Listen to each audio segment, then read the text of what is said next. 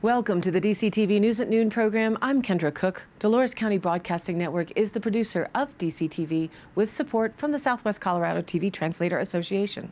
If you have a news topic or event that you would like to see covered, give us a call. The studio number is 970-677-4119. Today's show runs Wednesday at noon and is uploaded to our YouTube channel and our DCTV News at Noon Facebook page to watch on demand. Today is August 14th, 2019. And now the news at noon. From the Journal with a file photo, a rancher with operations near Mancos and in Arizona has proposed building a small meat processing facility south of Mancos to bring locally raised beef from pasture to table. David Momini said he originally envisioned the facility as meeting the needs of his herd in Mancos. But as word got around about his proposal, small operators with 10 to 20 head of cattle have expressed interest in using the facility. If you want to sell your beef to restaurants or grocery stores, you need a USDA certified facility, and that's something that's lacking in our area, he said. For smaller operators, getting scheduled at a USDA facility is difficult. We want to create our own USDA facility. Momini's plan has received a recommendation for approval by the Montezuma County Planning and Zoning Board, and he wants to open the meat processing plant in April of 2020. He plans to process about 10 head a week based on the availability of traveling U.S. Department of Agriculture inspectors. The facility would be on his 654-acre ranch on County Road 39, several miles south of Mancos. 11 building enclosed holding pens would be attached to the slaughterhouse in a 60 by 60 foot facility on a parcel of about 13 acres. Ryan Lowe, owner and general manager of the Orr House in Durango, was excited to hear about plans to open a small USDA approved facility. We, like ranchers, have been constrained by a lack of a USDA processing facility in the area, he said, and we're bringing in animals less broken down than we'd like and doing butchery in-house, but we don't have the layout or the staff to do it efficiently. Sunnyside Meats, Durango's single USDA meat processing facility, he said, is often busy, and adding a regional slaughterhouse would help local restaurants obtain a more consistent supply of locally raised meats. What's particularly hard, Lowe said, is divvying up the entire animal once it's slaughtered, but he said by supplying multiple customers from Durango, Mancos, Cortez, and possibly Telluride, the operation might be able to supply him with steaks, while more casual restaurants could get ground beef and roasts. Southwest Colorado, a prime ranching locale, would seemingly be a natural for easy establishment of a local supply of beef and pork, but Lowe said that's not necessarily the case. An added meat processing facility, he said, should aid locals running cattle. Local ranchers and farms need support from a sustainability standpoint, and having local restaurants working with them is an important part of that.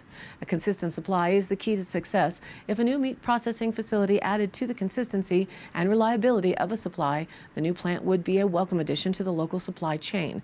Though there is support from ranchers and restaurants, Momini will face opposition from neighbors. 4 neighbors spoke against the proposal, which received unanimous votes to recommend the approval to the county commissioners when it went before the Planning and Zoning Board. Board members limited the proposal to process no more than 500 animals in a year. The proposal is expected to go before the Montezuma County Commissioners in late August or early September. And reported in the Journal with a photo, Jim Imiaga. A 2-vehicle car crash happened on Tuesday at the intersection of Ash Street and Main Avenue in Cortez. It resulted in causing injuries to at least 2 people. A southbound minivan struck an eastbound Jeep broadside under a traffic light at about 1:30 p.m. Cortez Police and Cortez Fire Protection District responded to the scene. Information on the cause of the crash was not available. A passenger from the van was taken on a stretcher to an awaiting ambulance. A man from the Jeep was put on a backboard and also transported to an ambulance. The intersection was temporarily closed to allow the injured to get assistance and to clear the damaged vehicles from the scene. And reported by the Durango Herald with a file photo, the number of flight cancellations at Durango-La Plata County Airport more than doubled this year because of harsh snowstorms and summer thunderstorms. United Airlines and American Airlines have canceled 115 flights serving Durango from January through July this year. The number of cancellations is up 130% from the same period last year, when 50 flights were canceled, according to the airport's activity report. United is largely responsible for the increase in cancellations, the report shows. The airline canceled 65 flights in the first 7 months of the year, up from 15 flights during the same period last year. Heavy snow and thunderstorms in Denver were responsible for many of United's cancellations, said Tony Vicari, director of aviation. Quote, "It's not in the airline's best interest to cancel. They typically do so for safety reasons," he said. Vicari said he understands flight cancellations can cause frustration among passengers, but they are a small percentage of the 2,456 scheduled flights provided to the airport so far this year. United did not immediately respond to an email request for comments. The Durango airport cannot control cancellations, but it does hurt the airport financially when flights are canceled because the passengers are not spending money on parking or concessions. However, the airport is doing well financially because of the strong travel through the airport this year, he said. In July, more than 40,000 passengers traveled through the airport, making it the busiest month ever for the airport. And now let's take a look at that weather. For those traveling in our area, we still show a hazardous weather warning for isolated high country thunderstorms to develop, with gusty winds and lightning being a threat this afternoon through early evening. Today here, sunny and hot with a high near 88 degrees, south-southeast winds 5 to 10 miles an hour. Tonight, mostly clear with a low around 58 with west winds 5 to 10 miles an hour. Thursday again, sunny with a high near 89 with east-southeast winds 5 to 10 miles an hour. Thursday night, mostly clear and a low around 57, west winds 5 to 10, and a repeat for Friday, sunny with a high near 89 degrees, southeast winds 5 to 15 miles an hour. Friday night, partly cloudy with a low around 55. And as I mentioned yesterday, into the weekend, we could get a little reduction in those higher temperatures, with Saturday sunny and a high near 86. Saturday night, mostly clear with a low around 55. Sunday sunny with a high near 86, and Sunday night, partly cloudy with a low again near 55. And into the work week for Monday, still looking for plenty of sunshine with a high near 87 degrees. Monday night, mostly clear with a low around 57. And don't forget to send in your Dolores County photos to the Dove Creek Chamber of Commerce. Email to manager@dovecreekchamber.com by August 31st for the photo contest to be put into a 2020 Dolores County calendar. The top prize is $100 cash. Photos must be taken in Dolores County. They can be weather and outdoor shots or people and animals, whatever you love about Dolores County. We'll announce the winner and the top 12 shots in September. And now back to the news. From the Journal with Photo AP, David Zalubowski. A drone soared over a blazing hot cornfield in northeastern Colorado on a recent morning, snapping images with an infrared camera to help researchers decide how much water they would give the crops the next day. After a brief snaking flight above the field, the drone landed and the researchers removed a handful of memory cards. Back at their computers, they analyzed the images for signs the corn was stressed from a lack of water. This U.S. Department of Agriculture station outside of Greeley and other sites across the Southwest are experimenting with drones, specialized cameras, and other technology to squeeze the most out of every drop of water in the Colorado River, a vital but beleaguered waterway that serves an estimated 40 million people. Remote sensors measure soil moisture and relay the findings by Wi-Fi. Cell phone apps collect data from agricultural weather stations and calculate how much water different crops are consuming. Researchers deliberately cut back on water for some crops, trying to get the best harvest with the least amount of moisture, a practice called deficit irrigation. In the future, tiny needles attached to plants could directly measure how much water they contain and signal irrigation systems to automatically switch on or off. It's like almost every month somebody's coming up with something here and there, said Don Ackley, water management supervisor for the Coachella Valley Water District in Southern California. Researchers and farmers are running similar experiments in arid regions around the world. The need is especially pressing in 7 U.S. states that rely on the Colorado River. That's Arizona, California, Colorado, Nevada, New Mexico, Utah, and Wyoming. The river has plenty of water this summer after an unusually snowy winter in the mountains of the U.S. West. But the river's long-term outlook is uncertain at best and dire at worst, and competition for water will only intensify as the population grows and the climate changes. The federal government will release a closely watched projection Thursday on whether the Colorado River system has enough water to meet all of the demands of downstream states in the future years. The river supplies more than 7,000 square miles of farmland and supports a $5 billion a year agricultural industry, including a significant share of the nation's winter vegetables, that according to the U.S. Bureau of Reclamations, which manages most of the big dams and reservoirs in the western states. The Pacific Institute, an environmental group, says the river also irrigates about 700 square miles in Mexico. Agriculture uses 57% to 70% of the system's water in the U.S., researchers say. That problem facing policymakers is how to divert some of that to meet the needs of growing cities without drying up farms, ranches, and the environment. The researchers' goal is understanding crops, soil, and weather so completely that farmers know exactly when and how much to irrigate. Alfalfa is the most widely grown crop in the Colorado River Basin. Alfalfa, which is harvested as hay to feed horses and cattle, can be cut and baled several times a year in some climates. The Palo Verde district is experimenting with reduced water for the midsummer crop, which requires more irrigation but produces lower yields. Sensors placed over the test plots indirectly measure how much water the plants are using, and the harvested crop is weighed to determine the yield. The question then becomes, what's the economic value of the lost crop versus the economic value of the saved water? That said Bart Fisher, a third-generation farmer and a member of the Irrigation District Board.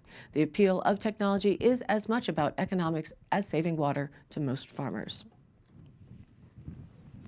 Mutilated bulls in Oregon. Is it a flashback to the 1970s? This is reported by Capital Press with a photo online at bovinevetonline.com. Oregon authorities are investigating the deaths and mutilation of 5 bulls on the Silvies Valley Ranch. The bull carcasses were discovered July 30th and 31st on the ranch in Harney County with no obvious cause of death. Colby Marshall, vice president of Silvies Valley Ranch, told the Capital Press there were no outward signs of a struggle, no rope burns on trees, no scattered hoof prints, no strangulation marks. The bulls, he said, looked like they simply fell over and died. And even stranger than the deaths, Harney County Sheriff Deputy Dan Jenkins said, are the mutilations. Only a few pieces of the body were removed on each animal: the anus, scrotum, testicles, and tongues. One bull was also missing its penis and the tip of one ear. The Harney County Sheriff's Office, the Oregon State Police, and the Malheur National Forest Emigrant Creek Ranger District are investigating. Deputy Jenkins said a necropsy to determine the cause of the death was not possible because when found, the bulls were already past the 24-hour window when a veterinary inspection would have been effective. Jenkins told the Capital Press the missing body parts don't appear to have been chewed, but the wounds appeared clean cut. Quote, the parts were definitely cut out with a sharp blade of some sort, he said. There weren't any signs of predatory eating or chewing. The Oregon Cattlemen's Association has offered a reward of up to $1,000 to anyone who can provide information leading to the arrest and conviction of whoever or whatever is responsible. A separate $25,000 reward is also being offered by an interested party. For more information on the research into cattle mutilations, which were prevalent back in the 1970s, you can go online to earthfiles.com. Linda Moulton Howell has also done a lot of work on this subject.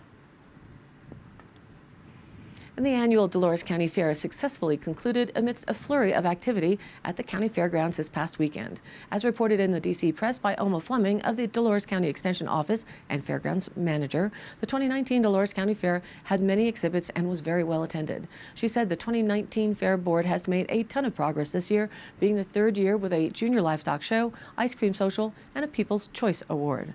The Dolores County 4-H Club had some great entries going to the state fair, and there were 7 livestock members representing Dolores County 4-H at the Montezuma County Fair. The People's Choice Award went to John Knuckles with the Flying K Wooden Houses. There were 10 cash awards distributed. Sweepstake awards went to Dale Bezant in the fruits and veggies. Field crops went to Dave Fisher. Baked goods won by Fran Perrin. Flowers by Nita Johnson. Crafts, John Knuckles. Art to Stephanie Knight. Fancy Works to Charmaine Boyd. And Preserved Foods to Jessica Bezant. Blue, red, and white ribbons were awarded in each category. There were also reserved Grand Champion ribbons also being judged. Entries for a variety of categories were submitted last Thursday morning and evaluated and judged that afternoon. In turn, Friday morning, all of the ribbons and awards were placed on the deserving entries. From arts and crafts, of course, our huge local quilting category, baked and cooked goods, flowers of all shapes and sizes, jams, jellies, and of course the 4-H entries. Friday night, the free ice cream social and small animal show were a great hit, a great community gathering. And if you didn't get a chance to see all of the community creative entries on Friday, Saturday morning they were still on display until noon. That's when the fair materials were cleared out and the FFA came in to prepare for the evening Rocky Mountain Oyster Fry benefit. A great success once again, a fundraiser that included the chance drawing for a stunning quilt. And the weekend also was host to the last junior rodeo of the season. It stretched across Saturday and Sunday due to the lengthy check-in, making sure the vesicular stomatitis that has been recorded in adjoining counties was not present to keep all of the horses safe. The Dolores County Fairgrounds is just 4 miles west of town and thanks to the volunteer board, continues to grow the facility's opportunity to provide a location for community activities that will continue to be a true success for years to come. And here's a montage of the displays in case you missed them.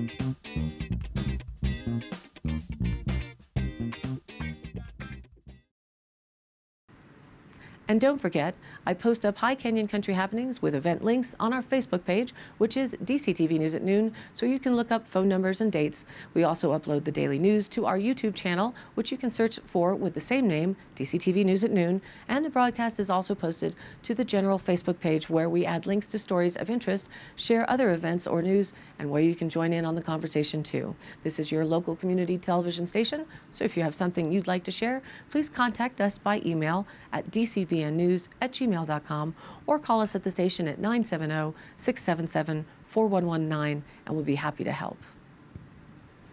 Thanks for tuning in. News at Noon now airs at noon Monday through Friday, and then is available on demand online on our YouTube channel and posted on our DCTV News at Noon Facebook page. We ask that you please like us there and share it with your friends and family. This has been a production of DCTV for the News at Noon program out of Dove Creek, Colorado, USA. I'm Kendra Cook. Thank you for watching.